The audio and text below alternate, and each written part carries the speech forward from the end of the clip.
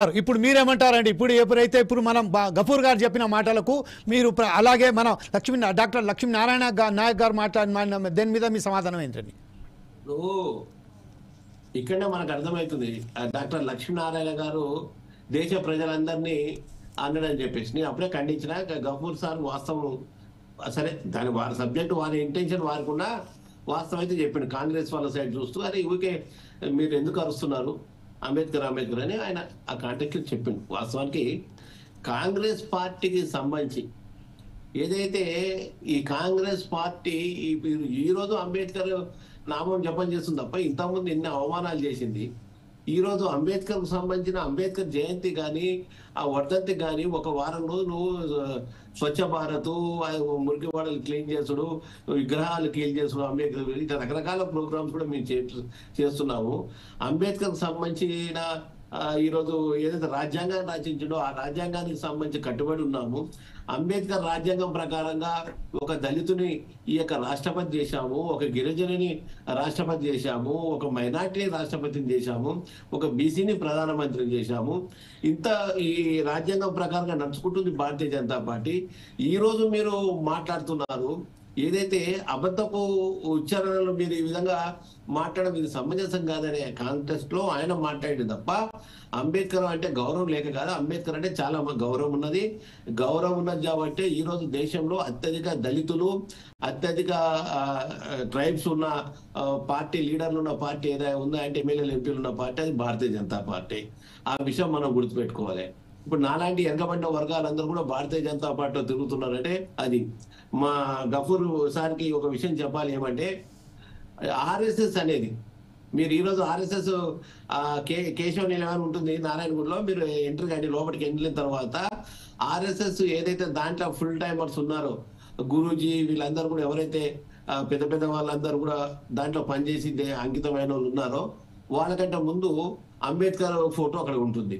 మరి అంబేద్కర్ ఫోటో ఎందుకు పెట్టాము? మరి మేము వారంటే ఆర్ఎస్ఎస్ గుర్తించకపోతే వీళ్ళు పాత మరి ఏమి మీరు ఈ భారతీయ జనతా పార్టీ వాళ్ళు దేశ స్వాతంత్రంలో పాల్గొనలేదంట.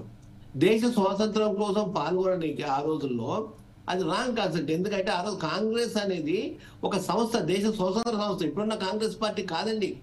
మరి ఆ రోజు శ్యామా ప్రసాద్ ముఖర్జీ గారు ఈ దేశానికి మొట్టమొదటి ఇండస్ట్రియల్ మినిస్టర్ ఎవరైతే ఉన్నారో వారు ఏదైతే జమ్మూ కాశ్మీర్ కోసం రాజీనామా చేసి జమ్మూ కాశ్మీర్ ఏక్ దేశమే రెండు రాజ్యాంగాలు ఏంది, రెండు జెండాలు ఏంది అని చెప్పేసి వారు పాదయాత్ర చేసి ఏదైతే జమ్మూ కాశ్మీర్ లో అమరులు అయ్యారో వారు ఆ రోజు కాంగ్రెస్ లో ఆ సంస్థలో ఉండి పోరాటం చేసిన వ్యక్తి కాదా? వారు ఈ పార్టీని స్థాపించిన వారే కదా. కాబట్టి ఇక్కడ మనం వాస్తవానికి అంటే డెప్త్ గా ఆలోచన చేస్తే ఆ రోజు కాంగ్రెస్ అనేది ఒక సంస్థ. ఇప్పుడున్న వాళ్ళ పార్టీ ఆ రోజు కాంగ్రెస్ తీర్మానం కూడా చేసి వేరే పార్టీ పెట్టుకోండి పేరంటే లేదు మాకు ఇదే కావాలని చెప్పేసి ఆ ఓట్ల ఇదే విషయంపై గఫూర్ గారు ఏదో సమాధానం చెప్పబోతున్నారు, మీది వివరణ ఇవ్వబోతున్నారు. వివరణ ఏమిస్తున్నారు గఫూర్ గారు చెప్పండి. ఇప్పుడు ప్రస్తుతానికి డాక్టర్ నరేష్ గారికి నేను గౌరవంగా చెప్పదలుచుకున్నానండి. ఇప్పుడు మీ పార్టీ అప్పటికి లేదు, మీరు పుట్టింది జనసంఘ్ ఎప్పుడు పుట్టింది? 1951 పుట్టింది. అదే సార్, నేను అదే చెప్తున్నా. గాడ్సే గారు గాంధీని చంపిన తర్వాత మిమ్మల్ని ఆర్ఎస్ఎస్ వాళ్ళని అరెస్ట్ చేస్తే అప్పుడు అరే మనకు స్వతంత్రంగా ఒక పార్టీ ఉండాలా మన ఫిలాసఫీ కోసం అని పెట్టుకున్నారు మీరు. కొంచెం వినండి, శ్యామ్ ప్రసాద్ ముఖర్జీని గురించి చెప్తా నేను. ఇప్పుడు ఆ గాడ్సేకు వారసులు మీరు, గాంధీకి వారసులు కాదు. ఇప్పటికి కూడా మీ మనసులో ఇప్పుడు అంబేద్కర్ని ఎట్లా తిట్టారో గాంధీని ఇంకా తిడతారు. అట్లా వినండి సార్, కొంచెం వినండి. ఇప్పుడు గాడ్సేక్ దేవాలయం కట్టియాలని మీరే పార్లమెంట్ లో చెప్తున్నారు, మీ పార్టీ వాళ్ళే. గాడ్సేక్ దేవాలయం కట్టియాలా చెప్తున్నారు కదా సార్. కాబట్టి నేను మన యాంకర్ గారికి చెప్పదలుచుకుందామంటే భారతీయ జనతా పార్టీ యొక్క నిజ స్వరూపము, దాంట్లో పైకి కనపడే వాళ్ళు వేరు, దాంట్లో దాగి ఉండేటువంటి అంతర్లీనంగా ఉండేటువంటిది ఏమంటే వీళ్ళు గాంధీ గారికి వ్యతిరేకం, నెహ్రూ గారికి వ్యతిరేకం, జాతీయ సమైక్యతకు వ్యతిరేకం, మత సామరస్యానికి వ్యతిరేకం. మత సామరస్యాన్ని ప్రచారం చేసినాడు కాబట్టి గాంధీని చంపినారు. గాంధీని చంపిన వాళ్ళు బలపరుస్తారు వీళ్ళు.